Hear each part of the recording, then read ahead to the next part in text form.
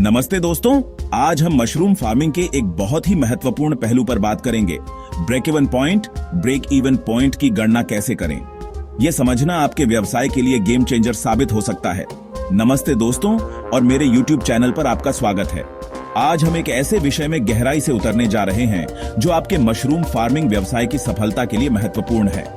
चाहे आप एक अनुभवी किसान हो या अभी शुरुआत कर रहे हो, यह समझना कि आपका ब्रेक इवन पॉइंट क्या है आपको सूचित निर्णय लेने और लाभप्रदता सुनिश्चित करने में मदद करेगा। तो ब्रेक इवन पॉइंट क्या है? सीधे शब्दों में कहें, यह वह बिंदु है जहां आपकी कुल लागत आपके कुल राजस्व के बराबर होती है। इस बिंदु पर आप न तो लाभ कमा रहे हैं और न ही नुकसान उठा रहे हैं। अपने ब्रेक इवन पॉइंट को जानना आपको यह निर्धारित करने में मदद करेगा कि आपको अपनी सभी लागतों को कवर करने और लाभ कमाना शुरू करने के लिए कितने मशरूम बेचने की आवश्यकता है। चलिए उन प्रमुख बातों पर गौर करते हैं जिन पर हम आज चर्चा करेंगे। 1. ब्रेक इवन पॉइंट क्या है? जैसा कि मैंने पहले बताया, ब्रेक इवन पॉइंट वह वित्तीय स्तर है जहां आपकी सभी लागतें, चाहे वे निश्चित हों या परिवर्तनीय, आपके द्वारा बेचे गए उत्पादों से प्राप्त राजस्व के बराबर हो जाती हैं। यह वह जादुई संख्या है जहां आपका व्यवसाय सांस ले सकता है, क्योंकि इस बिंदु पर आप घाटे में नहीं हैं। इस बिंदु से ऊपर प्रत्येक बिक्री शुद्ध लाभ में योगदान करती है। 2. ब्रेक इवन पॉइंट की गणना क्यों करें? आप सोच रहे होंगे, मुझे इसकी गणना करने की आवश्यकता क्यों है? इसके कई कारण हैं। मूल्य निर्धारण रणनीति, यह आपको अपने मशरूम की सही कीमत निर्धारित करने में मदद करता है। बिक्री लक्ष्य, आप जानते हैं कि लाभ कमाना शुरू करने के लिए आपको कितने मशरूम बेचने की आवश्यकता है।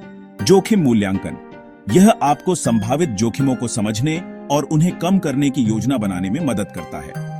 व्यवसाय नियोजन, निवेशकों या ऋणदाताओं को प्रस्तुत करने के लिए एक मजबूत व्यवसाय योजना बनाने के लिए यह आवश्यक है। 3.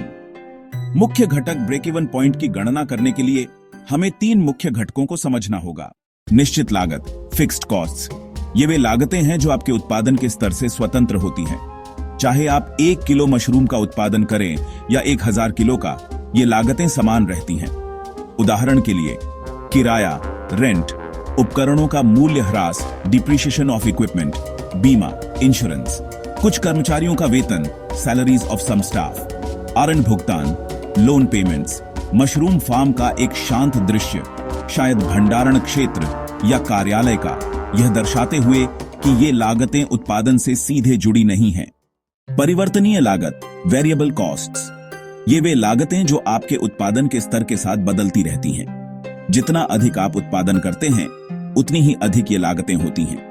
उदाहरण के लिए स्पॉन की लागत, कॉस्ट ऑफ स्पॉन, सबस्ट्रेट की लागत, कॉस्ट ऑफ सबस्ट्रेट, पैकेजिंग सामग्री, पैकेजिंग मटेरियल्स, उपयोगिताएं, बिजली, पानी जो सीधे उत्पादन से जुड़ा हो, utilities, electricity, water directly related to production, अस्थायी श्रमिकों का वेतन, wages for temporary workers, mushroom उगाने की प्रक्रिया का एक दृश्य, स्पॉनिंग, कटाई, पैकेजिंग, यह दर्शाते हुए कि ये लागतें सीधे उत्पादन से जुड़ी हैं। प्रति यूनिट बिक्री मूल्य, सेलिंग प्राइस पर यूनिट, यह वह कीमत है जिस पर आप अपने मशरूम की एक इकाई बेचते हैं।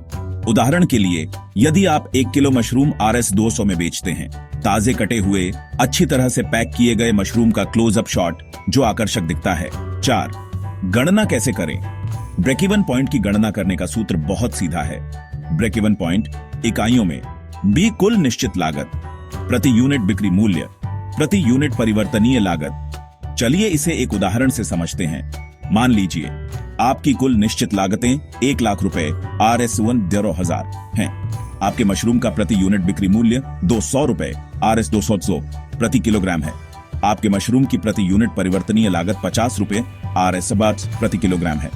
तो गणना होगी break even point B RS 1000 RS 200 RS बार। Break even point is RS 1000 RS on सात ब्रेक इवन पॉइंट में लगभग 666.67 663.65 किलोग्राम। इसका मतलब है कि आपको अपनी सभी लागतों को कवर करने के लिए लगभग 666.67 किलोग्राम मशरूम बेचने की आवश्यकता है। इस मात्रा से ऊपर की प्रत्येक बिक्री आपको लाभ दिलाएगी। ये इतना मुश्किल नहीं था, है ना? 5. सुझाव और रणनीतियां। एक बार जब आप अपना ब्रेक इवन पॉइंट जान लेते हैं, तो आप अपने लाभ को बढ़ाने के लिए कुछ रणनीतियों का उपयोग कर सकते हैं। निश्चित लागतों को कम करें। हमेशा उन तरीकों की तलाश करें जिनसे आप अपनी निश्चित लागतों को कम कर सकें, जैसे बेहतर किराए का सौदा ढूंढना या ऊर्जा कुशल उपकरणों में निवेश करना। परिवर्तनीय लागतों को कम करें, आपूर्तिकर्ताओं के साथ बातचीत करें, बल्क में खरीदें या अधिक कुशल उत्पादन विधियों का पता लगाएं। बिक्री मूल्य बढ़ाएं। यदि बाजार अनुमति देता है तो आप अपने मशरूम का बिक्री मूल्य बढ़ाने पर विचार कर सकते हैं। अपने उत्पादों को प्रीमियम के रूप में ब्रांड करने या सीधे उपभोक्ताओं को बेचने पर विचार करें। उत्पादन दक्षता में सुधार करें। कम समय और संसाधनों में अधिक मशरूम उगाकर अपनी पैदावार बढ़ाएं। तो दोस्तों, मुझे उम्मीद है कि यह विस्तृत गाइड आपको मशरूम फार्मिंग में ब्रेक इवन पॉइंट की गणना करने में मदद करेगा। यह सिर्फ एक संख्या नहीं है, यह आपके व्यवसाय के स्वास्थ्य और भविष्य को समझने का एक शक्तिशाली उपकरण है। अपने नंबरों को जानना आपको आत्मविश्वास के साथ योजना बनाने, बढ़ने और अंततः सफल होने का अधिकार देता है।